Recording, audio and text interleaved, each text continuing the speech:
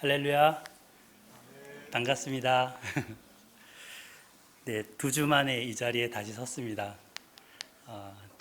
2주 전에 저희가 다윗의 헤세드라는 제목으로 사무엘하 1장부터 10장까지 배운 거 기억나시죠? 네, 헤세드라는 말 우리 자꾸 하다 보니까 우리 양호상 장로님이 저보고 헤세드 전도사님 뭐 이렇게 얘기도 하시고, 네, 하여튼 우리 교회 이 헤세드가 가득 넘쳐서 주의 인자와 은총이 넘쳐서 하나님의 그 사랑이 풍성한 교회가 되기를 소망합니다. 네, 오늘은 이 헤세드와 그 같이 발맞추는 한 사람을 또 소개하고자 합니다. 제다카. 같이 해볼까요? 제다카. 제다카. 오늘은 제다카를 또 이렇게 알아야 돼요. 어려운 히브리어를 자꾸 소개해드려서 죄송합니다. 글자도 어려운데 발음은 또. 근데 또 이렇게 익숙하게 자꾸 듣다 보면 어떻게 되겠어요? 익숙해지겠죠? 네. 자, 제목 같이 한번 읽어볼까요? 시작. 헤세드와 제다카의 입맞춤. 로맨틱하죠? 입맞춤 하니까 되게 로맨틱하죠? 그 시편 85편에 이제 지금 밑에 써 있는 부분이 시편 85편의 말씀인데요. 인애와 진리가 같이 만나고 의와 화평이 서로 입맞추었으며 진리는 땅에서 솟아나고 의는 하늘에서 굽어보도다. 이런 말씀이에요. 이따가 다시 한번 이 말씀을 나누겠습니다. 우리가 1장부터 10장을 하고 지난주에는 주일 오전 설교로 11장과 12장을 살펴봤죠. 그러면 오늘은 어디겠어요? 13장이죠. 네, 13장부터입니다. 근데 오늘 제가 준비는 이만큼 했는데요. 시간 관계상 이만큼 잘랐어요. 그래서 앞부분을 하고 이제 다음 주에 이제 뒷부분을 할 예정입니다. 그 다버제 통곡 얘기 나오는데 역사상 가장 애처롭고 가장 가슴을 찢는 통곡이 여기서 울려 퍼지고 있습니다. 에브라임 숲에서 살해된 아들의 소식을 들은 다윗은 창자가 찢어지는 듯한 통곡을 하면서 외칩니다. 내 아들 압살롬아, 내 아들 압살롬아, 차라리 내가 너를 대신하여 죽었다면 압살롬, 내 아들아, 내 아들아. 그리고 계속 그는 큰 소리로 부르죠. 그동안 굴곡진 사건들이 있어 왔습니다. 사무엘상을 보면 다윗에게 애매하게 미움을 받아서 도망 다니는 도망자로서 상당히 한 10여 년 동안 굴곡진 어려운 삶을 살았었죠. 또 예루살렘을 이제 차지하고 언약궤를 모셔왔을 때도 미갈을 아내로 이렇게 맞았었잖아요. 그 미갈의 비난과 야유를 받는 그 남편으로서 얼마나 자존심 상하는 일이에요. 그런 일도 있었죠. 또 그 쫓겨다닐 때는 외국에 블레셋이라는 곳의 가드에 한 이제 그 이방인으로서 눈치 보면서 살기도 했었는데요. 이 아들을 잃는 것만 한 그런 사건은 다윗의 인생에 없었습니다. 그는 이 사건을 아주 강렬하게 또 격렬하게 경험했습니다. 뼛속 깊이 거절과 반역을 경험한 것이죠. 그에게는 크나큰 그런 배신과 파멸입니다. 처음의 발단은 이제 그가 지은 죄로부터 시작되었죠.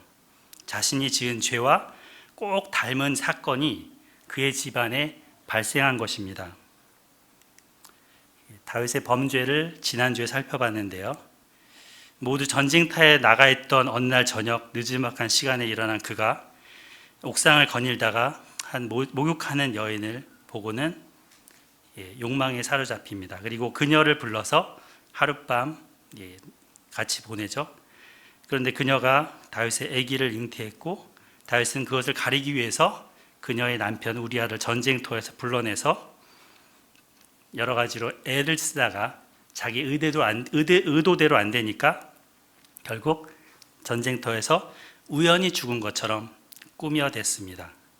그래서 우리아는 전쟁에서 죽게 된 거죠. 시간이 흘렀고 이제 어느 날 나단 선지자가 그에게 와서 어느 부자와 가난한 사람에 대한 왕 이야기를 들려줍니다. 그 이야기를 들은 다윗은 분노로 펄펄 뛰면서 가난한 자의 사랑하는 암양을 빼앗아 죽였던 그 부자를 저 죽일 놈이라고 하면서 분노했죠. 가난한 자에게 양을 이제 4배나 갚아줘야 한다고 아주 정당한 판결을 내려준 겁니다. 그런데 이때 돌아온 나단의 말은 여기 나오죠. 당신이 바로 그 사람이요. 인간은 이제 자유로운 그런 선택을 하면서 살 수가 있어요. 근데 이런 자유로운 선택의 결과에 따라서도 살아가게 됩니다. 죄악을 선택하면 죄의 열매를 맺게 되는 거죠. 어떤 사람이 만약에 은행을 털었다고 해봐요.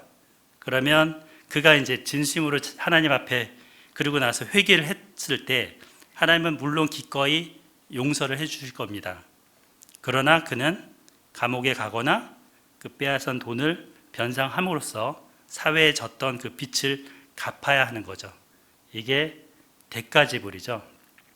일평생 예를 들어 담배를 피워온 사람은 갑자기 이제 기도한다 그래서 그 일평생 담배 피워온 그 영향이 싹 사라진가요? 아니죠. 폐암의 위험으로부터 벗어날 수가 없는 겁니다. 잘못된 그런 습관이라는 것은 질병을 몰고 올 수 있는 것처럼 죄는 이렇게 용서를 받아도 징계는 피할 수가 없습니다. 다윗은 회개했습니다. 내가 죄를 범하였나이다. 회개한 다윗을 하나님은 크신 그 헤세드로서 용서하셨고 그를 죽지 않게 해주셨습니다. 그러나 후에 따를 그 대가지불이 올 것을 또한 예고하신 거죠. 피조물을 극히 지극히 사랑하는 하나님이지만 하나님께서는 그 모든 자녀들을 징계하신다고 하셨습니다. 그들이 이제 낳았던 그 아기는 어떻게 돼요? 죽게 됐죠. 근데 이 과정에서 다윗은 부활할 때 다시 만날 것을 확신하게 됩니다. 그래서 금식하고 나서 이제 아기를 잃었을 때 이제 신하들은 막 주저했잖아요. 알게 되는 걸 두려울까 봐서. 근데 알게 됐을 때 이제 얼굴을 씻고 목을 이렇게 다시 몸을 씻고 밝게 나온 모습을 보는데 그는 이러한 부활의 믿음을 갖게 된 거죠. 그리고 이제 시편 51편을 보면 여기 몇 절을 써놨는데요. 이런 시를 쓰죠. 우슬초로 나를 정결하게 해주십시오. 내가 정하겠습니다. 나의 죄를 씻어주십시오. 내가 눈보다 희겠습니다. 하나님이여 내 속에 정한 마음을 창조하시고 내 안에 정직한 영을 새롭게 해주십시오. 그 청년부 MT 갔다 온 수련회 영상을 아까 보니까 인생 그래프? 인생 그래프 같은 거를 이렇게 그려서 서로 나눴더라고요. 그죠? 되게 유익했을 것 같아요. 상대방에 대해서 아는 귀한 기회가 됐을 거고. 그 지난번에 제가 사무엘서 이거 첫 번에 강의할 때 이런 그래프가 아니었죠. 이렇게 산으로 올라갔다가 뚝 떨어지는 그래프였는데 제가 공부를 하다 보니까 다윗의 인생 그래프를 이렇게 그리면 안 되겠다. 이 맨 위에 정점에 다윗의 범죄가 있고 뚝 떨어졌었거든요. 근데 그렇지 않더라고요. 일단 다윗의 이제 정치적, 영적, 군사적 승리들이 이렇게 있다가 뚝 떨어진 게 결국 다윗의 11장, 다윗의 범죄 사건인 거죠. 근데 다윗의 그런 과정 속에서 여러 재앙들이 닥치는데요. 이 과정 속에서 다윗은 신앙적인 뭐라고요? 예, 회복이 일어납니다. 그러니까 다윗의 마음과 삶에 그동안 나태하고 안일했던 그런 모습이 이제는 다시금 달라지는 거죠. 주의 은혜로, 하나님의 헷세드로, 이 고난 속에서. 그래서 22장 3장을 보면 다윗의 노래가 나오잖아요. 다윗은 하나님을 찬양하게 돼요. 노래하게 돼요. 근데 이제 사무엘 하에 또 마지막으로 가면 또 뚝 떨어지는 얘기가 나와요. 인구조사를 하잖아요.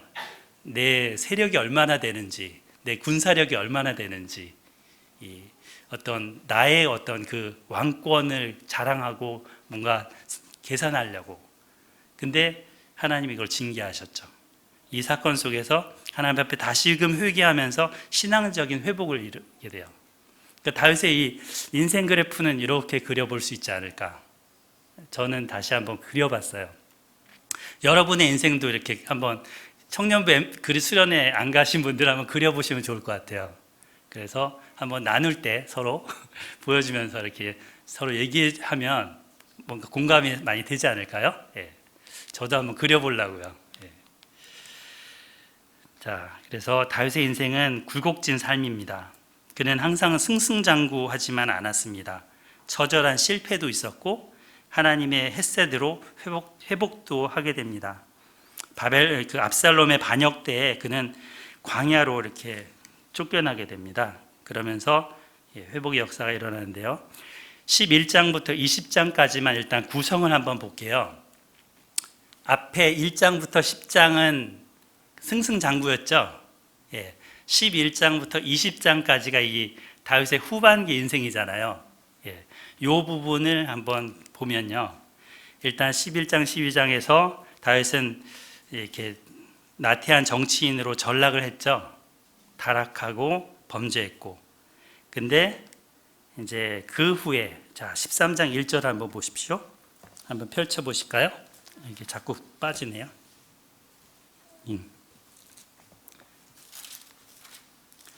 같이 한번 읽어보겠습니다. 시작. 그 후에 이 일이 있으니라. 다윗의 아들 압살롬에게 아름다운 누이가 있으니 이름은 다말이라. 다윗의 다른 아들 암논이 그를 사랑하나. 네. 여기 이제 그 후에 이 일이 있으니라 이렇게 시작합니다. 그 후에 이 일이라는 그 후라는 거는 지금 11장, 12장 나단에 이제 와서 책망하고 다윗이 회개하고 하나님이 또 예고하신 그 일이 있은 후에 누가 소개되고 있냐면 세 사람이 소개되죠. 근데 여기 재밌는 표현이 있어요. 재밌다기보다 특이한 표현이죠. 다윗의 아들에게 아름다운 누이가 있으니 이름은 다말이라. 다말을 소개하면 예를 들어 자매가 있어요. 그러면 그 아버지의 딸이다 이렇게 하면 되잖아요. 근데 이렇게 어느 오빠의 응? 그죠? 다윗 그 아버지의 아들의 여동생 뭐 이런 식으로 소개하는 거 이상하잖아요. 그죠? 왜 그럴까요? 여기서 이 일이 압살롬하고 관계가 있다는 거죠. 이제부터의 사건들은 누구랑 관계가 있다? 압살롬. 다말도 이 압살롬과 관련되어 있는 거고, 또 뒤에 이제 큰 아들 나오죠. 다른 아들 암논. 암논도 압살롬과 관계 있는 거예요. 그죠? 그래서 이제 이 사건들이 쭉 13장부터 20장까지 쭉 전개가 되는데 여기 이제 막대 그래프를 한번 눈여겨 보시면 약간 대칭이라는 거 느낌 오세요? 두 개 막대기 양쪽에 있고 가운데 또 압살롬 막대기 하나 있고 그 가운데 네 개의 장들이 왔다 갔다 번갈아 이렇게 돼 있죠. 14장, 5장, 6장, 7장이 이렇게 그 카메라를 압살롬 한번 비춰주다가 자 이번에는 다윗 어떤지 한번 보여주시죠. 딱 이제 카메라를 이렇게 보여주고 특파원 저쪽은 어떻습니까? 이렇게 또 다시 쫙 보여주고 이렇게 연출을 하고 있어요. 보여주고 있어요. 그러면서 이 사건들이 굉장히 역동적으로 일어나고 있다라는 것을 이제 보여주는 거죠. 교차하면서 리드미컬하게 긴박한 상황들을 그려냅니다. 그래서 앞부분에서는 다윗의 나태한 정치인의 모습이었지만 뒷부분에서는 다윗이 회복돼 가면서 이 하나님의 정치, 곧 헤세드와 ጼ다카의, 곧 한국말로 하면 인애와 정의의 그 정치인으로 탈바꿈하는 거죠. 그래서 다윗이 성 안에 있다가 지금 어디로 나갔냐면 광야로 나갔어요. 그죠? 다윗은 광야의 사람인 거예요. 그가 굴러먹던 데는 어디예요? 광야였어요. 광야에서는 어떤 걸 했어요? 그가 하나님을 노래하고 하나님께 기도하고 하나님과 끈끈한 관계를 맺었고, 아무리 대적들이 막 그래도 천만이 나를 둘러친다 하더라도 하나님은 나의 구원이요 산성이요 요새시요 이렇게 외쳤잖아요. 근데 그가 예루살렘 성을 차지하고 다윗 성에 딱 틀어박혀 있을 때 평안했죠, 겉으로는. 그러나 여러 가지 문제가 일어나는 거예요. 다윗 이전에 사울처럼 돼가는 거죠. 지난번에 제가 오전 예배 때 말씀드린 게 다윗의 모습에서 뭐가 그 얼굴이 사울의 모습이 보이더라 이랬잖아요. 그죠? 그래서 하나님께서 그를 다시 광야로 끌어내십니다. 여러분들이 지금 광야에 있다면 감사하시기 바랍니다. 그 광야를 통해서 하나님이 내게 무엇을 말씀하시는지 들으실 수 있기를 바랍니다. 만약에 성 안에 있다면 깨어있으라. 깨어있으라. 많이 듣단 말이죠. 네. 본문의 구도를 조금 더 볼 텐데요. 이렇게 이제 좀 자세하게 펼쳐봤어요. 막대 그래프는 똑같죠. 암논의 범죄와 압살롬의 살인이 이제 일단 여기 보시면 11장의 그 다윗이 했던 범죄, 그곳을 그대로 이렇게 거울처럼 보여주고 있어요. 13장에서, 그죠? 암논의 그 성적 범죄와 압살롬의 살인 사건이 아버지의 그 범죄를 모방하듯이 그 집안의 죄가 주도하고 있는 거죠. 암논이 다말을 강간한 걸 듣고 다윗은 엄청 화를 내죠.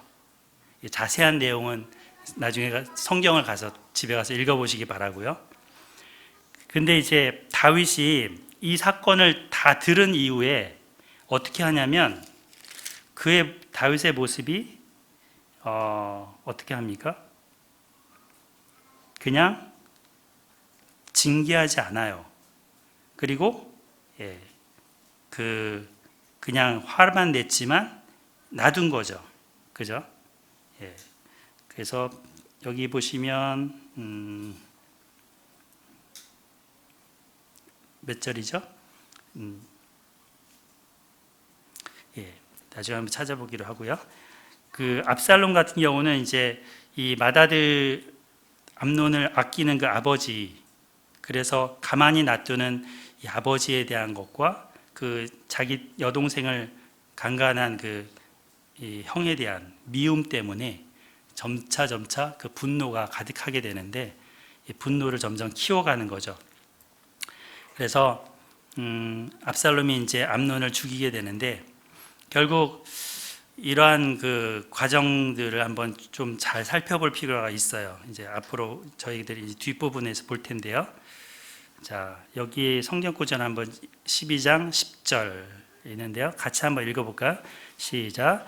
이제 네가 나를 업신여기고 햇사람 우리아의 아내를 빼앗아 네 아내로 삼았은즉 칼이 네 집에서 영영토록 떠나지 아니하리라. 네.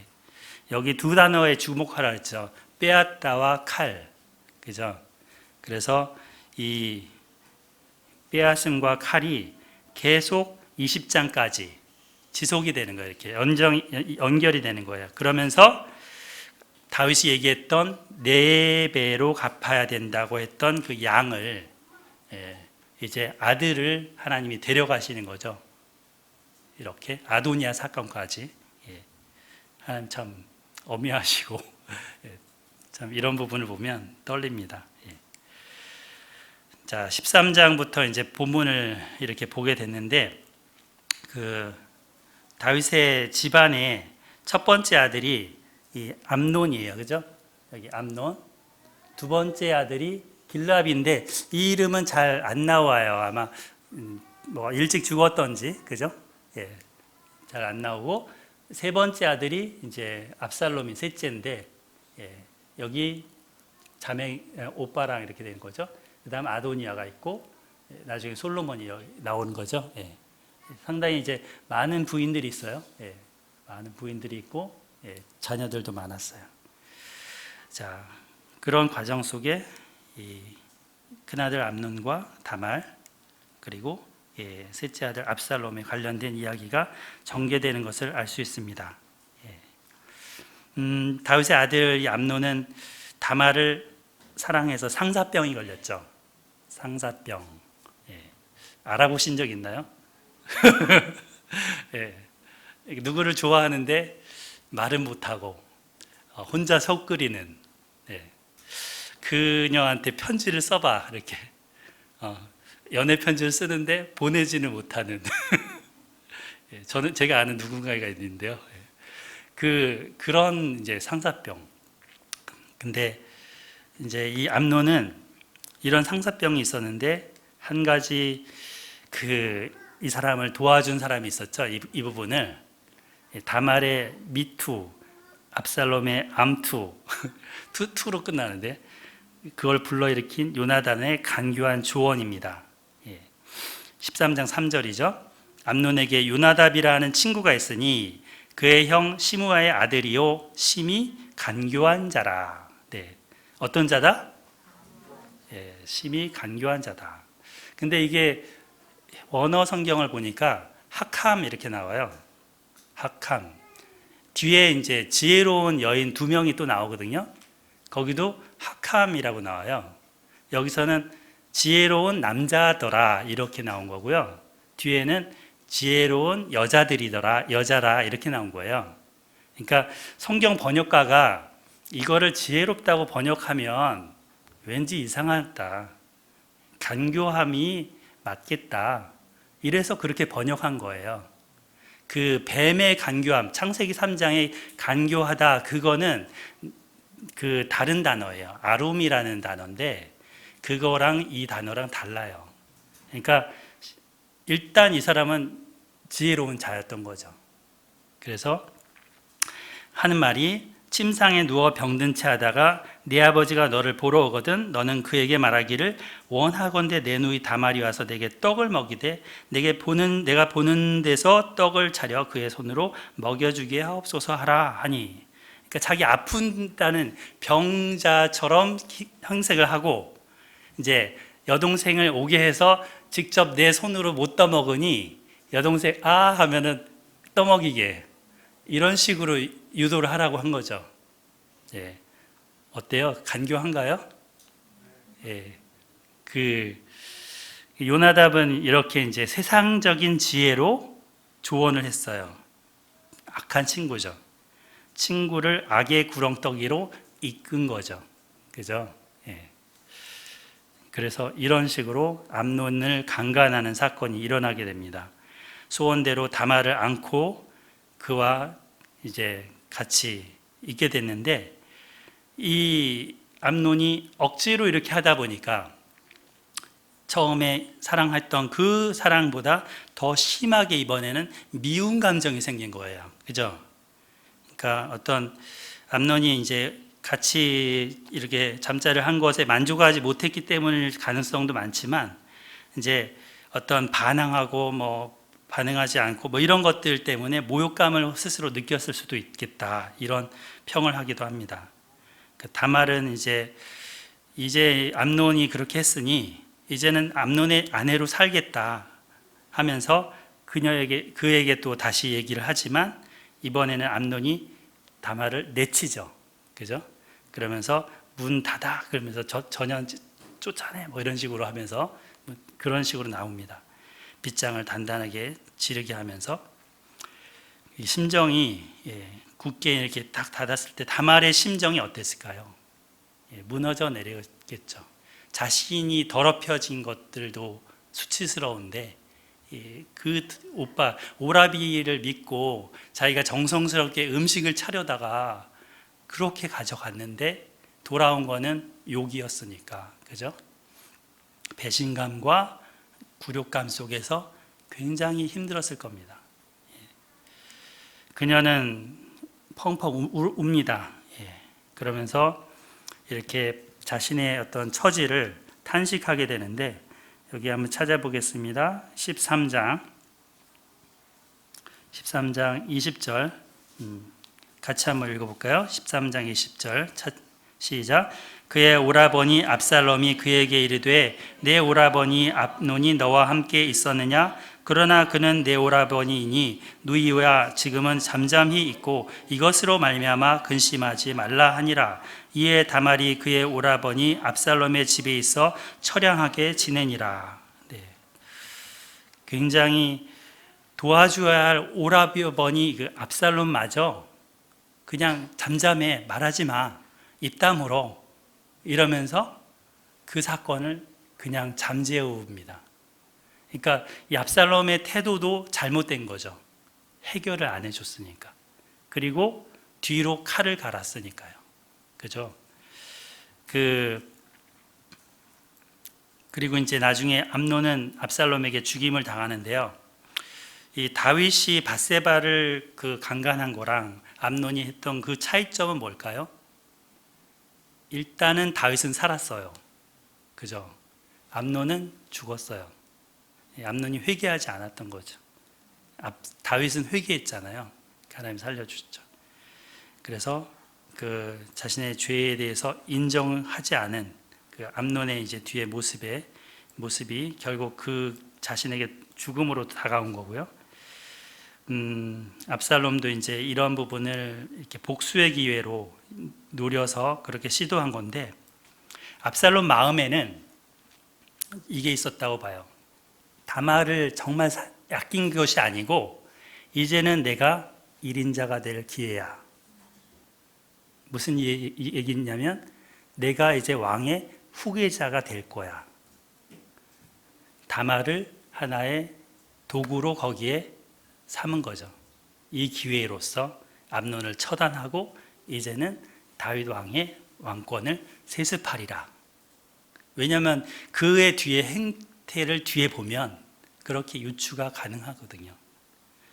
그래서 정말 공감해 줘야 할 압살롬이 다말의 입을 다물게 했던, 그래서 그의 가정에 정말 헤세드도 사라졌고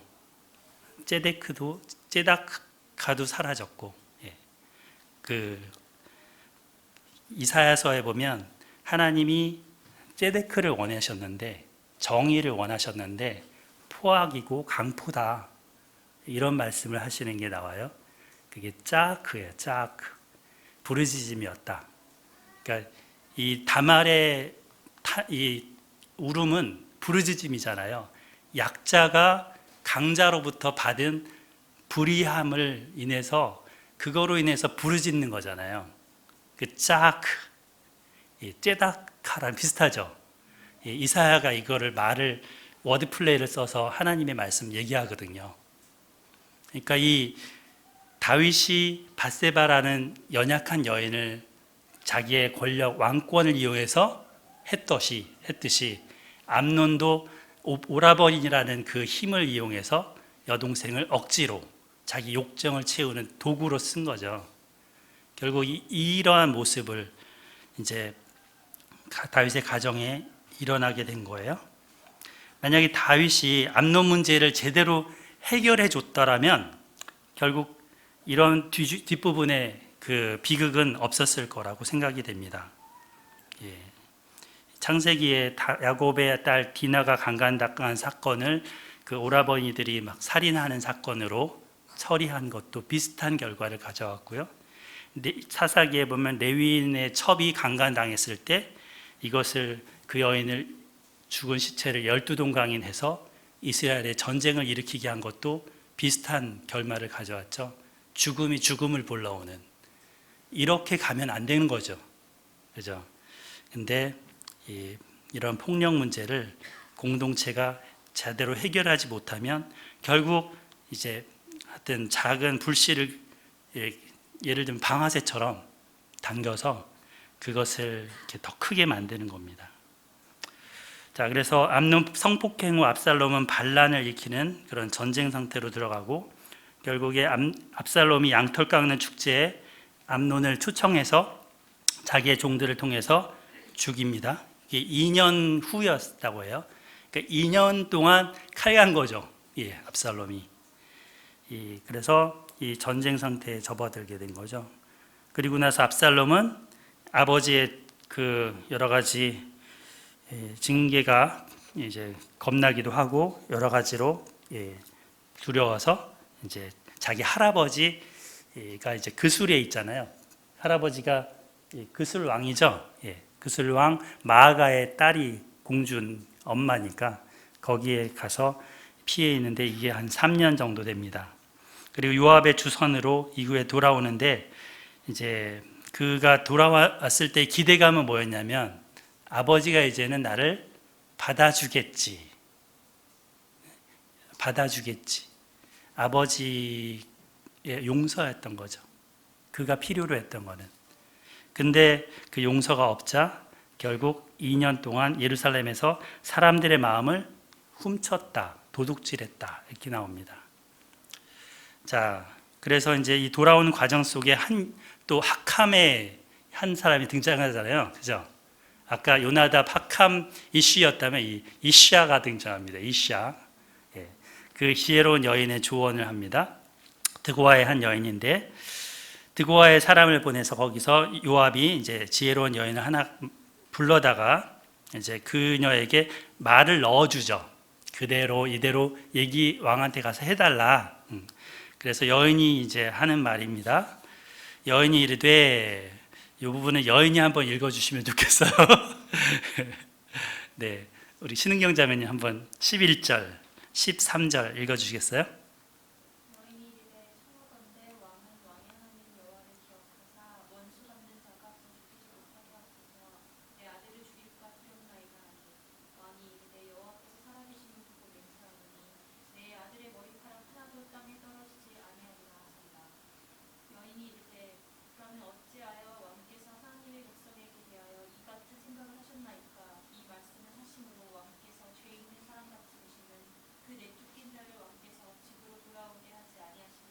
네, 감사합니다.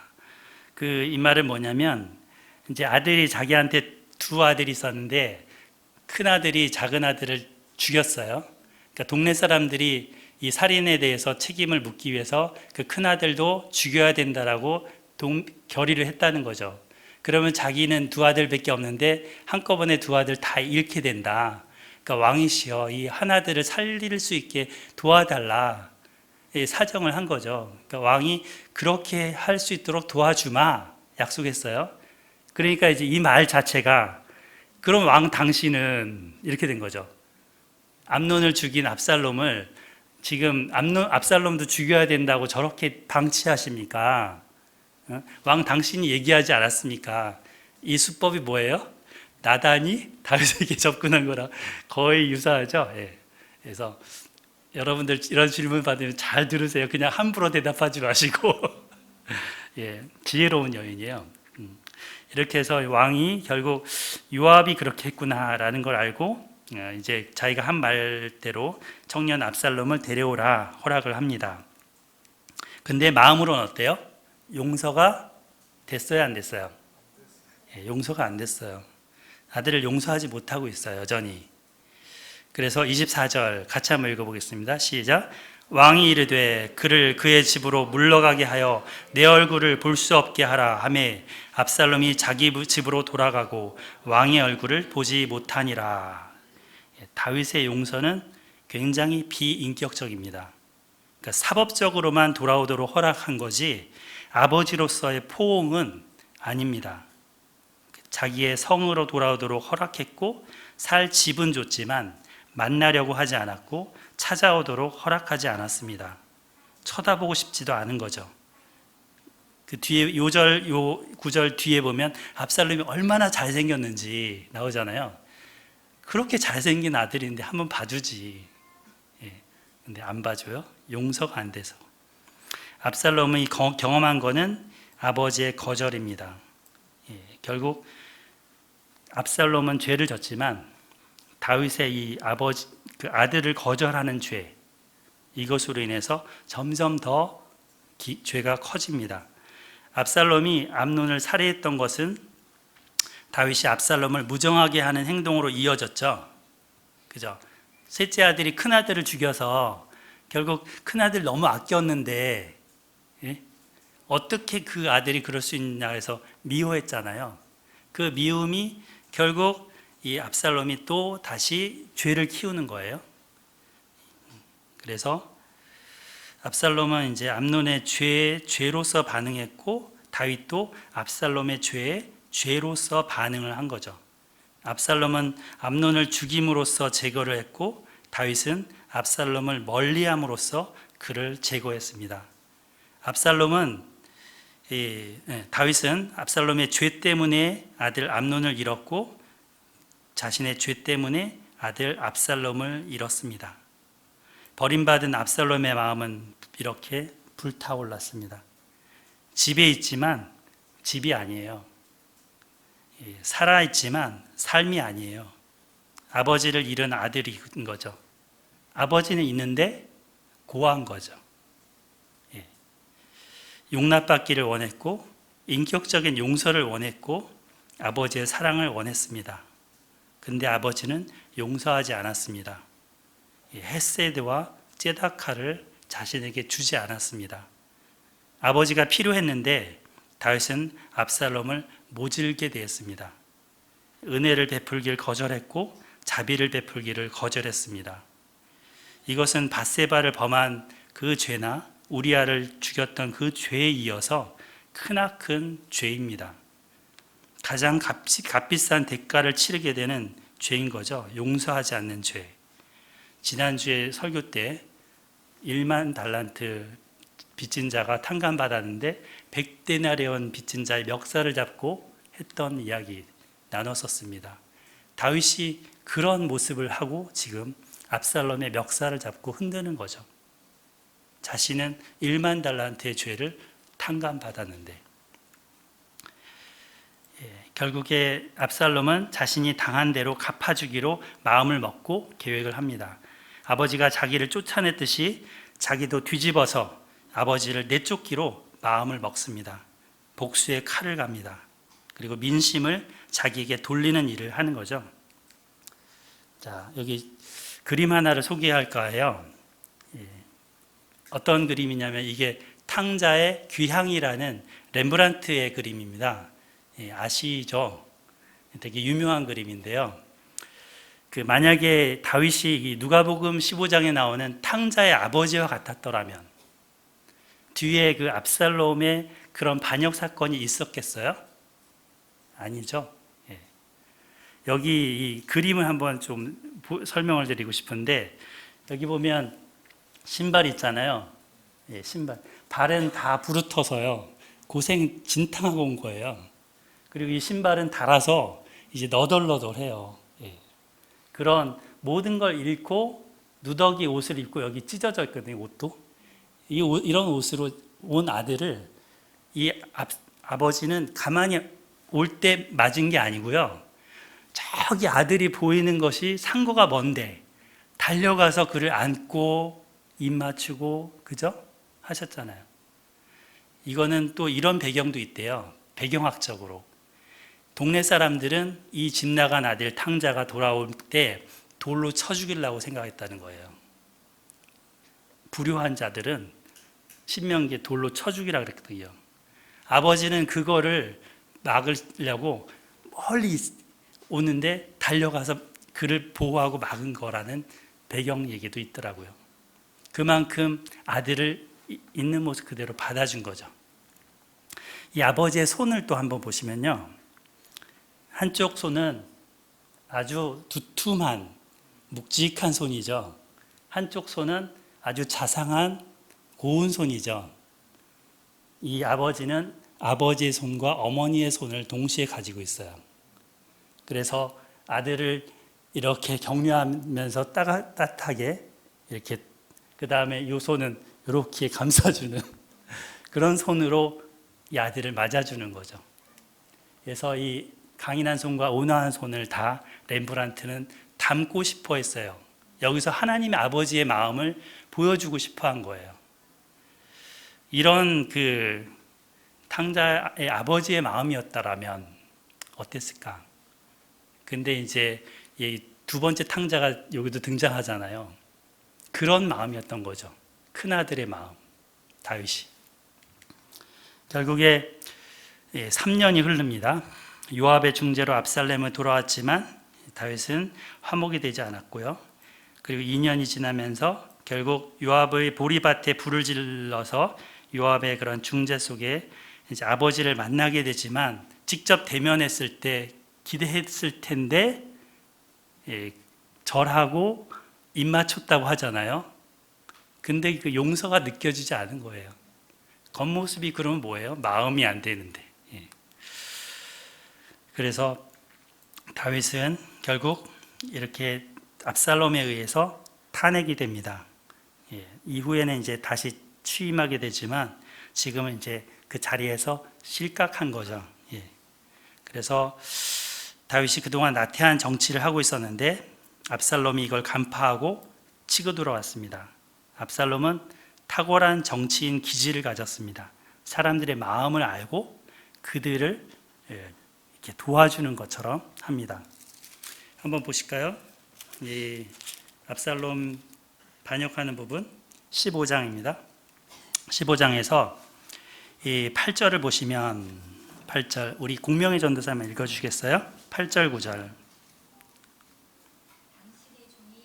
15장 8절이 아닙니다. 5절 6절 죄송합니다.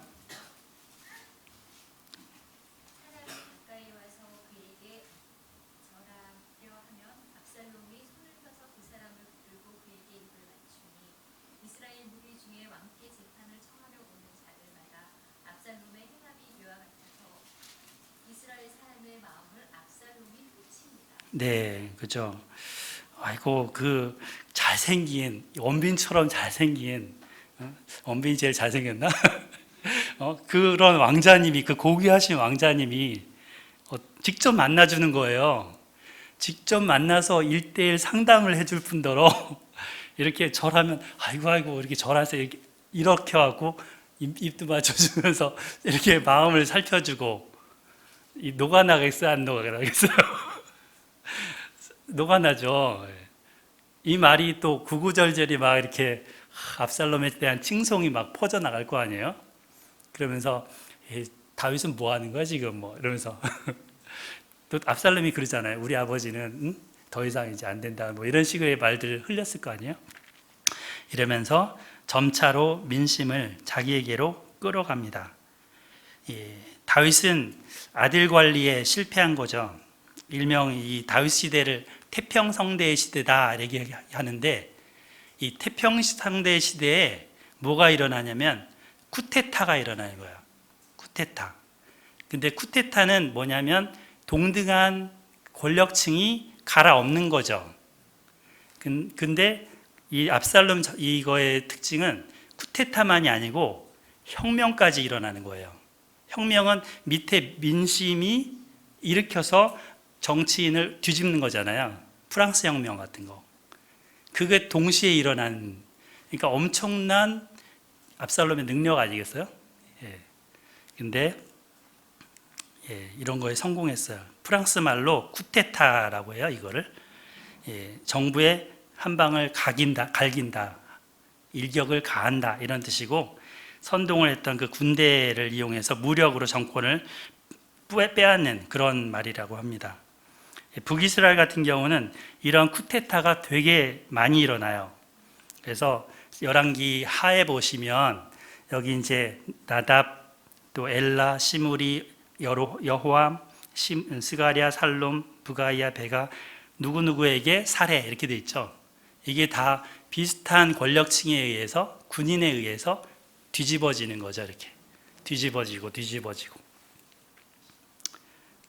그래서 우리나라뿐만 아니라 이제 이전에 프랑스 혁명이 일어났을 때 이게 혁명이잖아요. 그러니까 민심이 그 당시 루이의 어떤 부패한 정권을 이제 뭐 배고프면 빵이나 먹지 뭐 이런 예, 그거에 대해서 반란하면서 일어났잖아요.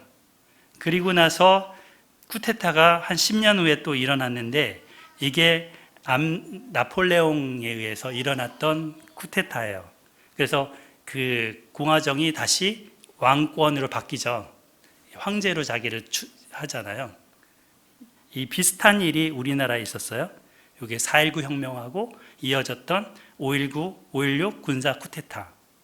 그죠? 1960년에 이제 이승만의 어떤 그 부패한 부정선거에 대해서 반발하면서 민심이 동요해서 이제 4.19 의거를 해서 혁명을 일으켰는데 1년 만에 이 박정희가 이제 정권을 뒤집고 제2공화국을 무너뜨리면서 이제 군사 정권을 장악하게 되죠.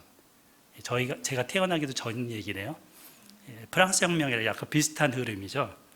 그리고 12.12 군사 반란이 있었어요. 이거는 박정희 죽고 나서 총살 맞아서 죽고 나서 이제 그 최규하 대통령이랄지 이렇게 다스리고 하고 있었는데 이제 이 하나회라는 여기 쭉 동지들이 보이시죠? 여기 동그라미 분이 이제 전두환, 노태우 이렇게 된 거죠.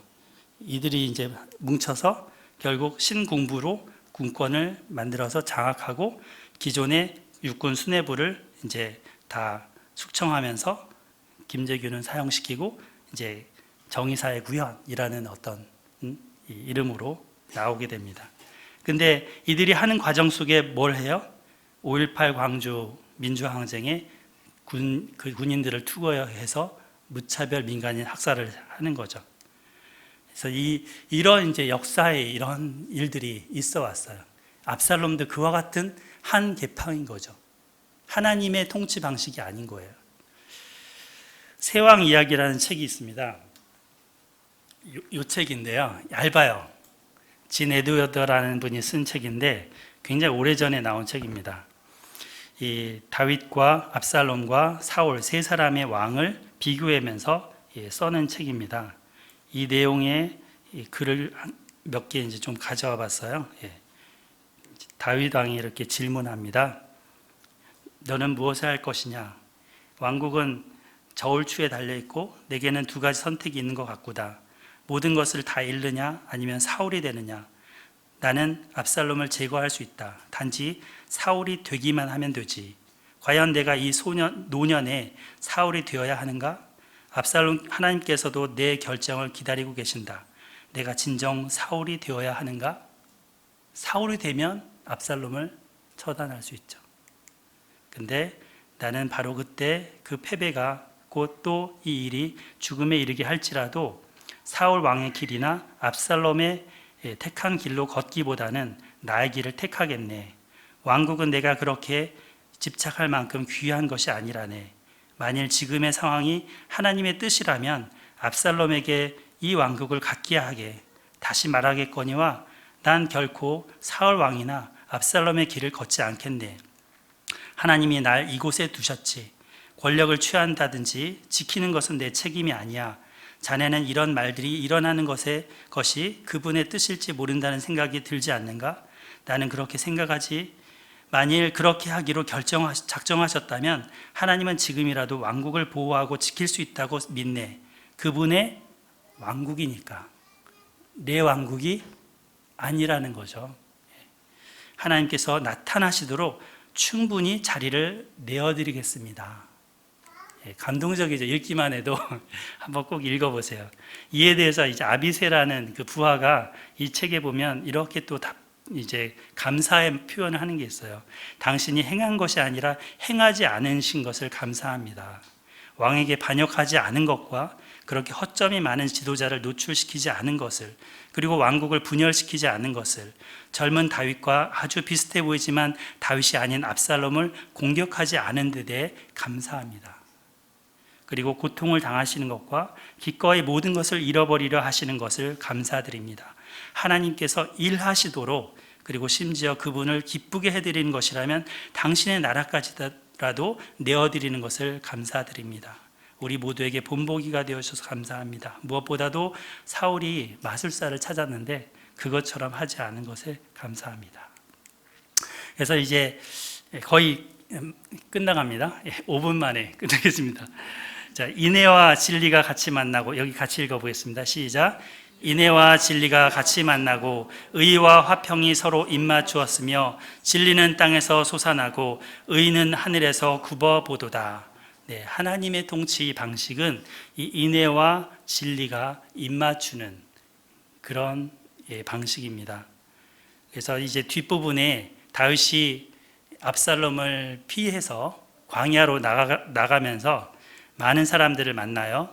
그래서 피신하는 다윗과 이때 또 제사장 그룹 후세, 시바, 시므이 그리고 또 누구죠? 바르실레 이런 사람들을 만나요.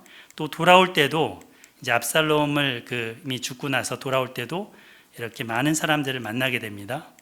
이 부분은 이제 다음 주에 강의를 할 거고요. 이제 오늘은 제다카라는 공의, 의 이 부분을 설명해 주는 이제 본문 하나만 다루고 마칠까 합니다. 헤세드와 제다카의 입맞춤을 다뤄주는 부분이죠. 공의라는 부분은 성경에 굉장히 많이 등장해요. 정의라고 번역된 거는 이제 미슈파트, 판결 이런 뜻이고, 공의 또는 의 이렇게 번역된 것은 제다카 이렇게 이해하시면 돼요. 두 개가 항상 헷갈려가지고 저도 성경을 읽을 때. 근데 자, 이 공의, 미슈파트 이런 부분들을 이제 쭉 성경에 써놓았는데 이거는 넘어가고요. 시간 관계상 징벌을 받는 다윗의 태도 두 가지만 볼게요.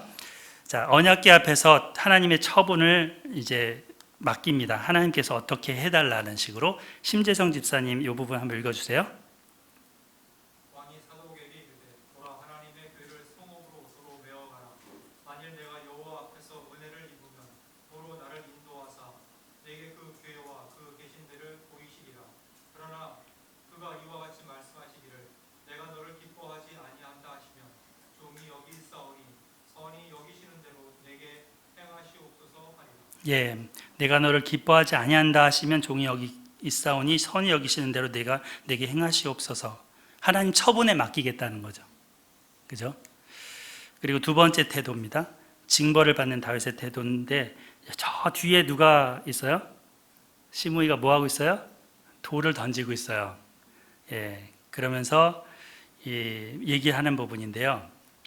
자, 뭐라고 얘기하는지 이 부분을 우리 누가 읽어줄까? 네, 뒤에 문 집사님 한번 읽어주실래요? 왕이 다윗에 이르자 사울 집안의 친척 한 사람이 나타났다. 그는 제라의 아들로 이름은 시므이였다. 그는 따라오면서 큰 소리로 다윗과 그의 신하와 군사들에게 욕을 퍼붓고 마구 물어뜯는다. 이 학살자야, 잔인한 자야, 끊어져버려라. 내가 사울 집안에 온갖 비열한 짓을 행하고 그의 나라를 빼앗은 것을 하나님이 이렇게 벌하시는구나. 하나님께서 이 나라를 내 아들 압살롬의 손에 넘겨주셨다. 내 꼴을 보아라. 망했구나. 꼴 좋다. 이 딱한 노인네야. 이 딱한 노인네야. 꼴 좋다. 쌤통이다. 에이구 잘 됐네. 박수. 예, 이 시므이는 이제 사울 집안의 사람이잖아요. 그러니까 아무래도 그 사울이 죽고 나서 뭔가 쓴 마음이 있었던 거죠. 이제 기회를 봤다고 보고 이제 와서는 이렇게 돌 던지면서 비난을 하는데, 이에 대해서 이제 아비새가 죽여버릴까요 하니까 하는 말이죠. 내 몸에서 난 아들도 내 생명을 해하려 하거든 하물며 이 베냐민 사람이랴.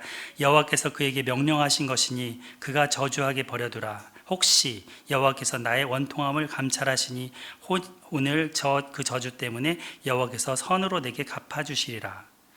다윗은 시므이의 말을 하나님께서 지금 자기에게 주시는 설교라고 여깁니다. 시므이는 하나님의 공의의 도구고 하나님이 보낸 사자라고 하는 거죠. 이때 그 공의, 그 제다카는 자기에게 적용하는 공의입니다. 하나님의 그 헤세드가 째다카와 함께, 공의와 함께 가는데요. 하나님의 헤세드는 죄를 방조하는 건가요? 아니죠. 그 다윗이 암논을 방조한 거, 이게 헤세드인가요? 아니죠. 압살롬을 그냥 한 거, 그것도 아니죠. 하나님께서는 이 째다카와 함께 다루셔요. 그것을 이해하시고 다윗은 받아들인 거예요. 그래서 그를 통해서 이제 이 시므를 통해서 자기를 진짜 모습을 발견하고 겸손을 회복했습니다. 그는 자신에게 하나님의 말씀을 전하고 있는 것이고 그로 인해서 저주하고 있다고 여기고 있습니다. 자기가 잘못한 모든 것들, 그런 것들을 이제는 기억하면서 진실과 대면했죠. 이제는 왕의 자리에 있는 자기가 아니라 죄인의 모습이라는 것을 알게 됐고요. 그래서 하나님에 의해 하나님의 인애, 그것에 의해서만 살 수 있음을 깨닫고 하나님께 의지합니다. 이러한 고통 속에 헤세드와 째다카 하나님을 만나는 계기가 됐습니다. 결국에 시므야한테 저항하거나 반발하지 않고 결국 그를 이제 내버려 두라 한 거죠. 그래서 이 욕설을 들으면서도 원망하지 않는 다윗의 회복을 여기서 보게 됩니다. 여러분 어떠십니까? 나한테 비난하는 사람, 나한테 뭐라고 하는 사람이 있을 때 같이 동시에 그에 대해서 칼을 갈고 같이 원망의 말을 퍼붓는지요? 이것은 인지상정이죠. 우리들의 일상적인 마음일 수 있습니다. 그러나 우리가 하나님의 헤세드와 째다카를 받은 자라면 달라져야 되겠죠. 우리 예수님의 십자가의 죽으심은 이 헤세드와 째다카, 인애와 공의가 동시에 이루어진 장소입니다. 하나님의 공의를 본인이 다 맞으면서 우리에게 베푸신 헤세드의 장소였던 거죠. 우리가 그것을 받았다면, 그것을 깨닫는다면 다윗처럼 그렇게 살아가는 저와 여러분이 됐으면 좋겠습니다. 기도하고 마치겠습니다. 먼저 이 시간 하나님께서 다윗에게 주셨던 이 고난의 현장들을 우리가 배울 수 있게 해주셔서 감사하는 시간을 갖겠습니다. 우리도 하나님이 주셨던 그 공의와 인애를 기억하게 하시고 또 그러한 하나님의 마음으로 살아갈 수 있도록 도와달라고 기도하는 시간을 갖겠습니다. 또 내게 해를 주었다고 생각하는 사람에 대해서 쓴 마음을 가지고 있다면 하나님 그를 용서하는 마음을 달라고 기도하고 주님을 의지하는 시간을 갖겠습니다. 내가 용서하지 않음으로 인해서 더욱더 그 불행을 키우고 있었지는 않는지 하나님 앞에 묻고 기도하겠습니다. 하나님 아버지, 하나님